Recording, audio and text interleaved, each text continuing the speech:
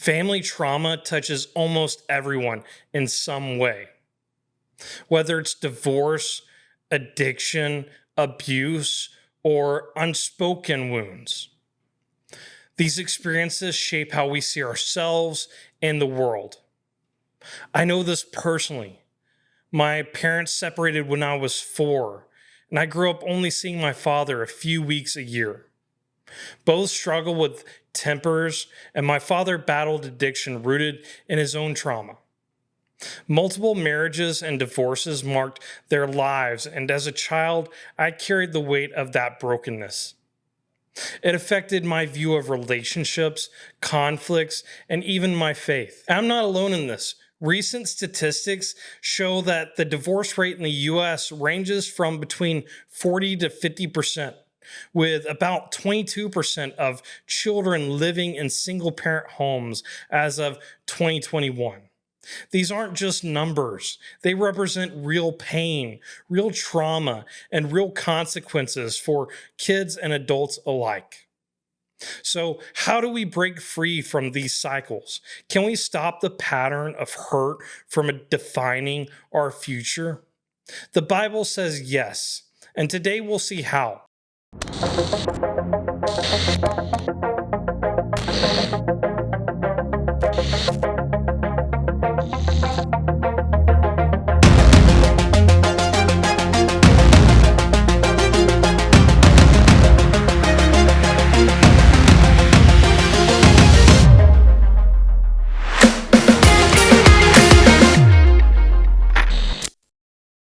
Let's open our Bibles to Genesis 26. This chapter follows Isaac, Abraham's son, after his father's death, as he settles in the land of Gerar. Right away, Isaac falls into a familiar trap. Genesis 26:7 says, "When the men of the place asked him about his wife, he said, 'She is my sister,' for he feared to say 'my wife,' thinking lest the men of the place should kill me because of Rebekah, because she was attractive in appearance." If you know your Bible, this sounds eerily familiar. Abraham, Isaac's father, made the same mistake twice, lying about Sarah being his wife out of fear. Isaac repeats the sins of his father, showing how fear and poor decision-making can be passed down through generations. This is generational trauma in action. Patterns of behavior that stick with us, often because we've seen them modeled. Isaac's lie creates tension with Abimelech, the leader of Gerar. Genesis 26:10 through 11 says, "Abimelech said, 'What is this that you have done to us? One of the people might have easily lain with your wife, and you would have brought guilt upon us.' So Abimelech warned all the people, saying, 'Whoever touches this man or his wife shall be put to death.'" Isaac's fear-driven choice risked harm to his wife, his neighbors, and his relationship with God's plan. But here's where God's grace shines. Genesis 26:12 through 14 tells us, "And Isaac sowed in that land and reaped in the same year 100-fold. The Lord blessed him, and the man became rich and gained more and more until he became very wealthy." Despite Isaac's failure, God's mercy allowed him to prosper. But grace doesn't erase consequences. Isaac's deceit sowed distrust among the Philistines, leading to conflicts over wells, as we see in Genesis 26:15 through 22. The Philistines filled Abraham's wells, and Abimelech told Isaac, "Go away from us, for you are much mightier than we are." Isaac faced quarrels over water until he found peace at Rehoboth. His choices created ripple effects, just like our family trauma can create tension and pain in our lives and relationships. Yet God's promise to Isaac in Genesis 26:24 through 25 is a beacon of hope. The Lord appeared to him in the same night and said, "I am the God of Abraham, your father.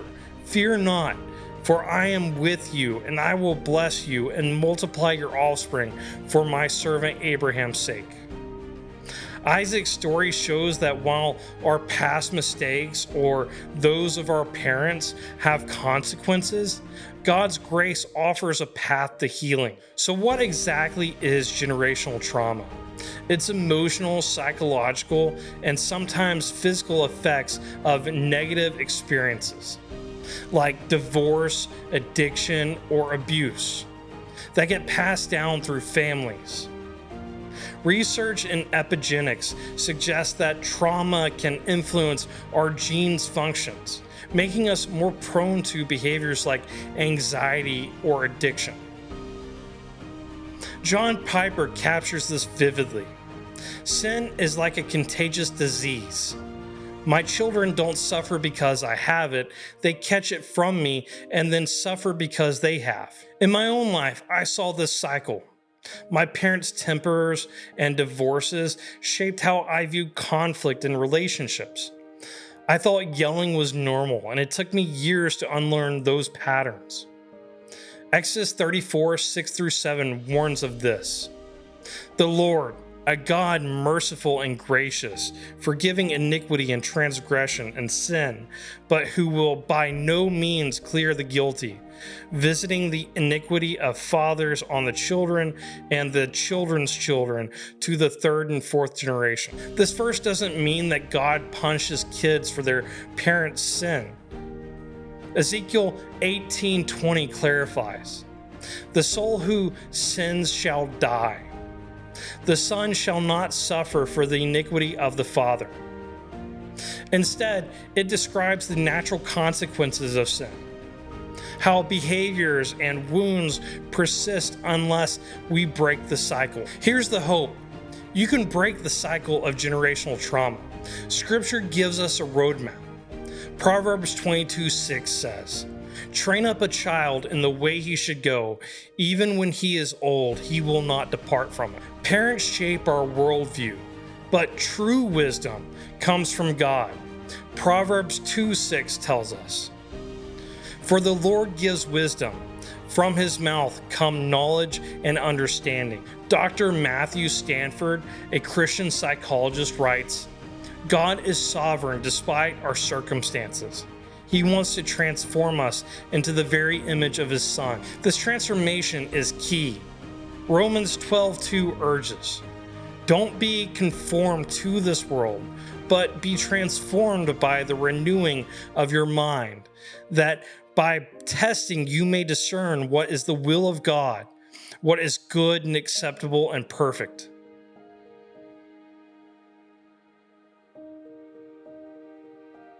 So how do we renew our minds? First, submit to God. James 4:7 says, submit yourself therefore to God, resist the devil, and he will flee from you.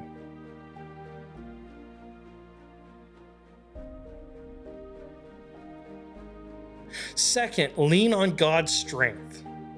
1 Corinthians 10:13 promises, no temptation has overtaken you that is not common to man. God is faithful, and he will not let you be tempted beyond your ability. But with the temptation, he also provides the way of escape.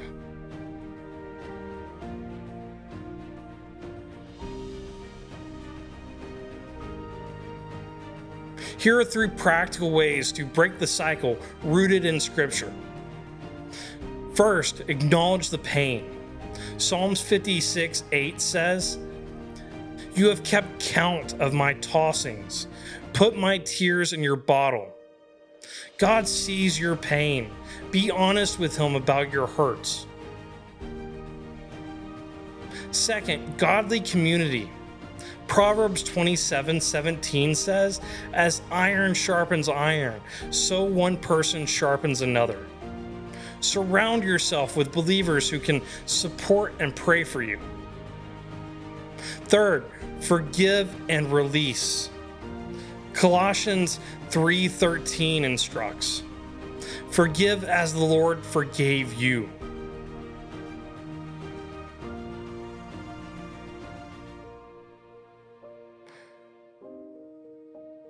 Forgiveness doesn't excuse harm, it frees you from bitterness.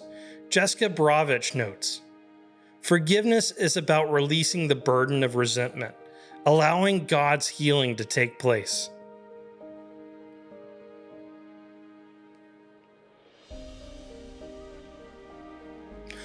The ultimate healing comes from Christ. Romans 8:18 declares, "For I consider that the sufferings of this present time are not worth comparing with the glory that is to be revealed to us."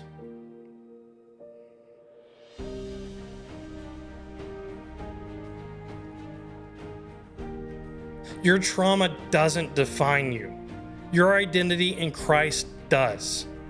Bob Kellerman, a biblical counselor, says, "True healing isn't about erasing past trauma, but about living in the present reality of who you are in Christ."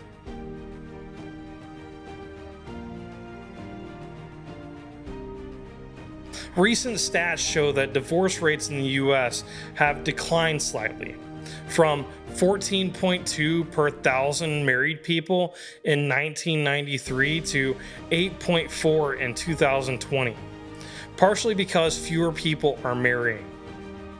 But the pain of broken families persists. Jesus offers hope.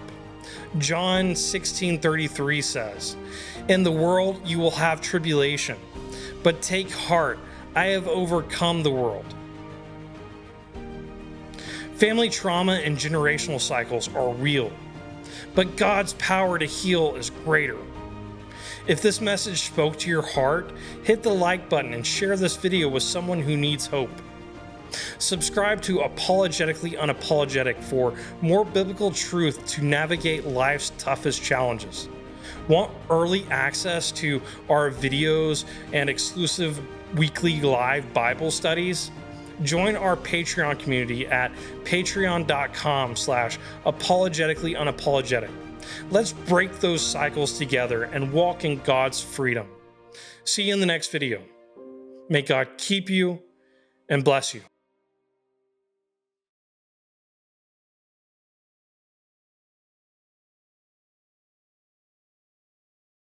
Really quick, before you go, let me explain why I felt led to start this channel. When talking to Pilate, Jesus said, "I have come into the world to bear witness to the truth. Everyone who is of the truth listens to my voice." Pilate responds by asking, "What is the truth?" It's evident that a lot of people are still asking this question almost 2,000 years later. And while we live in an amazing time with the wealth of the world's knowledge available in the palm of our hands, there's often too much information, leaving people unable to process what's true and what's not true. Paul describes such times in this way when he writes his second letter to his disciple Timothy: "Always learning and never able to arrive at a knowledge of the truth." There are several who expound on what truth is, but often they are misguided, or they are malice in their intent, or they're being intellectually dishonest. My hope is that I am able to provide evidence for why the scriptural narrative is true, a contextual and practical explanation of the principles found in its writings, and a defense for other believers. As Peter explains, you should always be prepared to make a defense to anyone who asks you for a reason for the hope that is in you, yet do it with gentleness and respect. If you find value in this channel as I do, there are a few ways you can help, both by gifting and without spending any money. First, react and interact with these videos wherever you're watching from. This greatly helps the channel be seen by others and new people. Next, please share this content with others you feel may benefit from the information found here. Also, please subscribe to this channel on all social media. And finally, if you feel led to, and if you have the means to, please consider giving to this channel through the outlets previously mentioned, or the channel's Patreon. All these links are going to be in the video description. Thank you for watching, and may God keep you and bless you.